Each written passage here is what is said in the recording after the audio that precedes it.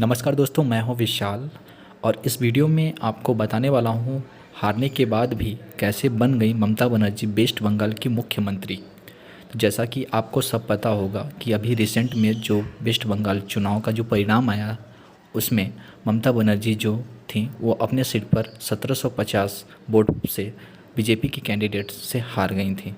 तो आपको यह भी जानकर आश्चर्य होगा कि एक हारा हुआ कैंडिडेट कैसे मुख्यमंत्री या मंत्री बन सकता है।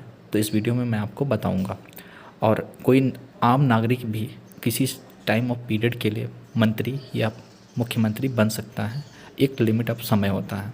तो चलिए फर्स्ट इन ऑल आपको बताता हूँ कि अभी रिसेंट में जो चुनाव हुआ था उसका परिणाम भी आ चुका है। टोटल जो कि सीट थी वेस्ट बंगाल में वह 292 सीटों पे चुनाव हुआ था।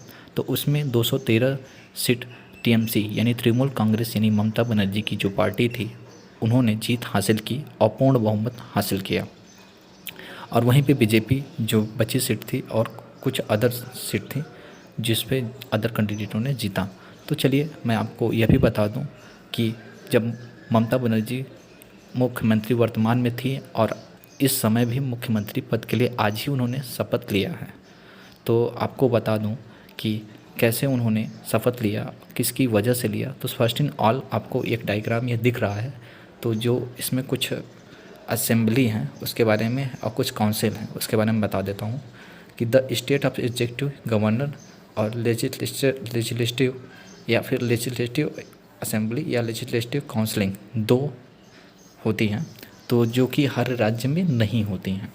इसमें से आपको किसी एक में से क्या होना चाहिए था, कैंडिडेट होना चाहिए जो मुख्यमंत्री या बनता है या मंत्री बनता है। उसके लिए बहुत इंपॉर्टेंट यानी एक क्राइटेरिया है, इसको पूरा करना होता है। तो जो अभी जिसमें रिसेंट में ये दोनों हैं जिसे एमएलए कहते हैं या एमएलसी कहते हैं सीटें, तो ये आंध्रा, बिहार, कर्नाटका, महाराष्ट्र, तेलंगाना, यूपी में हैं। अभी ये जम्मू कश्मीर में थी मगर उसको जब यूनियन टेरिटरीज बना दिया गया है तो उसमें से इसको हटा दिया गया है। तो आपको ये भी बता दूं कि इसमें से किसी एक पर्सन के आपका सदस्य होना बहुत ज़रूरी है, तब आप क्या बन सकते हैं, मंत्री या मुख्यमंत्री। तो जिसकी अंतर्गत बनाया गया है वह आर्टिकल है, यानी संविधान में एक आर्टिकल है 164 यानी 164, जो कि यह शक्ति देता है कि किसी पर्सन गवर्नर को कि किसी टाइम ऑफ पीरियड के लिए आप किसी कैंडिडेट को मंत्री या मुख्यमंत्री बना सकते हैं। तो चलिए कुछ और चीज़ें हैं इसमें बता देता हूँ, मगर वो जैसा कि आपको बताएं कि यह एमएलए या एमएलसी होना आपको अनिवार्य है। तो 2011 के आसपास जब ममता बनर्जी जी जब आई थी, मतलब कि वहाँ मुख्यमंत्री के रूप में, तो वो क्या थी, मेंबर ऑफ पार्लियामेंट की सदस्य थी यानी सांसद थी। तब भी ऐसा बनाया गया, मतलब उनको इसी रूप में बनाया गया था। और अभी रिसेंट में 2017 में उत्तर प्रदेश यानी आदित्य योगी नाथ जी जो मुख्यमंत्री उत्तर प्रदेश के, उनको भी इसी प्रक्रिया के माध्यम से मुख्यमंत्री बनाया गया है। तो आप देख सकते हैं कि जो आर्टिकल 164 है, 164 4 करके है, वह शक्ति देता है कि आप राज्यपाल को, कि राज्यपाल चाहे तो किसी को मुख्यमंत्री कुछ दिनों के लिए बना सकता है, पर हाँ इन केस अगर टाइम लिमिट होता है, क्योंकि आपको जो मतलब इसकी जो फुलफिलमेंट होती है यानी रिक्वायरमेंट होती है वो किसी सदन का सदस्य होना ज़रूरी है। ठीक है। तो अब इन केस ममता बनर्जी तो नए एमएलसी हैं और एमएलसी की सीटें वहाँ है ही नहीं फर्स्ट इन ऑल बंगाल में। तो मैं आपको बता दूं, और एमएलए की सीट ऑलरेडी ये हार चुकी हैं, तो मुद्दा तो बहुत गंभीर है। तो आपको मैं बता दूं कि यह 6 महीने तक, अगर ममता बनर्जी जी ने 6 महीने तक अगर सदस्यता एमएलए की सीट के लिए नहीं हासिल की तो इन्हें मुख्यमंत्री पद से हटा दिया जाएगा, इन्हें मुख्यमंत्री पद से हटा दिया जाएगा।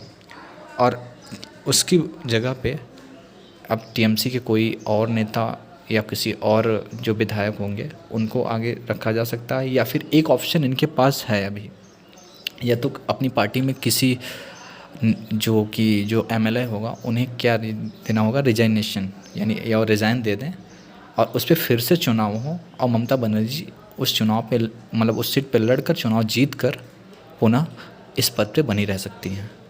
या तो एक ऑप्शन और है, देखो कहना नहीं चाहिए, भगवान न करे ऐसा कोई हो, जो निर्वाचित जो कैंडिडेट है उसकी डेथ हो जाए, उस पर फिर चुनाव हो, तब जाके उस पर चुनाव में जाके उस पर सीट पे लड़े चुनाव, अगर जीतती हैं तो वो वर्तमान पद पे हमेशा के लिए बनी रह सकती हैं।